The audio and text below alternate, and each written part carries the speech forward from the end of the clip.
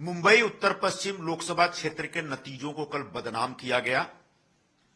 मुंबई के एक अखबार ने बहुत झूठी खबर, मनगढ़ंत खबर छापी कि जिस समय काउंटिंग हो रही थी उस दरमियान वहां पर शिवसेना के जो विजयी उम्मीदवार हैं, जो हमारे सांसद हैं श्री रविंद्र वायकर जी, उनके एक रिश्तेदार ने मोबाइल के जरिए ईवीएम को अनलॉक किया।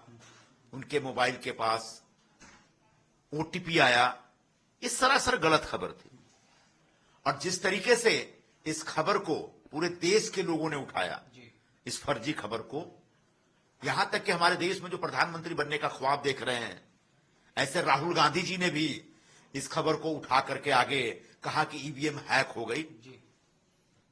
अखिलेश यादव, तेजस्वी यादव और प्रशांत भूषण जैसे जो बड़े बड़े नेता हैं, जानकार हैं, विशेषज्ञ हैं, उन लोगों ने भी कहा कि ईवीएम हैक हो गया है उत्तर पश्चिम मुंबई में। ये सरासर झूठ था और उस झूठ का नतीजा ये है, और उस झूठ का सबूत यह है कि आज स्वयं जिस अखबार ने कल खबर छापी थी, उसने खेद व्यक्त किया है। उसने स्वयं कहा है कि जो खबर कल छपी वो गलत थी। कोई ईवीएम हैक नहीं हुआ था और कोई ईवीएम को अनलॉक करने के लिए मोबाइल का इस्तेमाल नहीं हुआ था। तो जिस तरीके से उस अखबार ने आज माफी मांगी है, बिल्कुल उसी तरीके से हमारी मांग है कि राहुल गांधी भी माफी मांगे, अखिलेश यादव और तेजस्वी यादव भी माफी मांगे। उन्होंने इस देश के लोकतंत्र को बदनाम किया। उन्होंने देश में जो चुनाव की प्रक्रिया चलती है, एक बहुत ही रोबस्ट प्रतिक्रिया है और बहुत कह सकते हो बहुत ही एक रिस्पेक्टफुल प्रतिक्रिया है, प्रतिष्ठित प्रक्रिया है, उस प्रक्रिया को बदनाम किया। निर्वाचन आयोग का जो कामकाज इतना भव्य था, बड़ा था और बहुत ही कामयाब कामकाज था उनका, उसको बदनाम किया।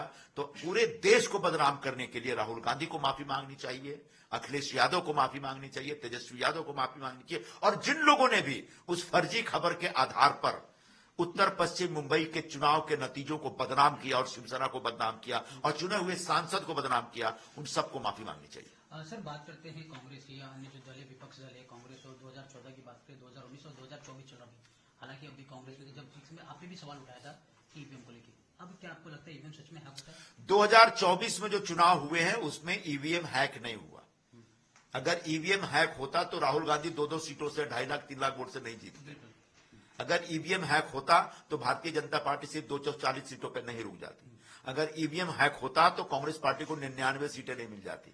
इसलिए 2024 की बात करें तो निश्चित तौर पर ईवीएम हैक नहीं हुआ। और जो लोग अभी कह रहे हैं चुनाव जीतने के बाद भी, वो अगर अभी भी कह रहे हैं तो उनको सबसे पहले अपने पद से इस्तीफा दे देना चाहिए। सर, एलन मैक्स ने भी जो उन्होंने सवाल उठाया ईवीएम को लेकर, कहीं ना कहीं चर्चा इंटरनेशनल हो गया। एलॉन मस्क साहब चैट जीपीटी के भी मालिक है और चैट जीपीटी में जाके आप चेक करिए क्या ईवीएम हैक हो सकता है, उसमें आता कि नहीं होता। सर, बात करते हैं चैट जीपीटी खुद ही कह रहा है। सर, बात करते हैं संजय राउत की। जिस प्रकार संजय राउत ने आज सुबह प्रेस कॉन्फ्रेंस ली, उन्होंने एक बार फिर ईवीएम की बात करें या जिस तरह से रविंद्र वायकर ने उनको जीत हासिल, ये सबको लेकर सवाल उठाया, कहा है कि कहीं ना कहीं ईवीएम को लेकर हैक की बात की। उन्हें कहा कि एकनाथ शिंदे कौन है? शिवसेना उबाठा 48 वोट से उत्तर पश्चिम मुंबई की लोकसभा सीट हार गई है। इस सत्य को वो स्वीकार कर ले। दूसरी बात, संजय राउत रोज झूठ बोलते हैं। उनके झूठ के आधार पर आप सवाल गढ़ के मुझसे सवाल पूछो और मैं उसका जवाब दूं, ये बहुत ही गलत होगा। तो आज चूंकि मिड डे ने माफी मांग लिया और उसके बाद जिस तरीके से सामना ने उसी झूठ को फिर से परोसा है और कहा कि ईवीएम हैक। अगर उत्तर पश्चिम में ईवीएम हैक हुआ तो दक्षिण मध्य में भी ईवीएम हैक हुआ होगा, तो दक्षिण मुंबई में भी ईवीएम हैक हुआ होगा, तो उत्तर पूर्व में भी ईवीएम हैक हुआ होगा। तो उनके जो 2-3 एमपी जीत के आए हैं उनको सबसे पहले बोलिए रिजाइन करें। वो ऐसा तो नहीं हो सकता कि एक जगह हुआ दूसरी जगह नहीं हुआ। तो ये जो झूठ का प्रचार प्रसार कर रहे हैं, इसके लिए संजय राउत को भी माफी मांगनी चाहिए, आदित्य ठाकरे को भी माफी मांगनी चाहिए, जिन्होंने कल की खबर के आधार पर ईवीएम हैक होने की बात कही थी। सर, बात करते हैं पश्चिम बंगाल में। जिस प्रकार से पश्चिम बंगाल में आज रेल हादसा हुआ, लगभग 7 से ज्यादा लोगों की मौत हुई, 30 से ज्यादा लोग घायल हुए। इस रेल हादसे निश्चित तौर पर यह बहुत ही दर्दनाक घटना है। इस प्रकार की रेल दुर्घटनाएं नहीं होनी चाहिए। रेल मंत्रालय अपने आप में बहुत ही सक्षम मंत्रालय है, उसके पास बहुत बड़ा फंड है, बहुत सारे नए नए इक्विपमेंट्स हैं उनके पास। आने वाले दिनों में ऐसी दुर्घटनाएं न हो और रेल यात्री सुरक्षित यात्रा कर सके, इस प्रकार का इंतजाम सरकार को करना चाहिए।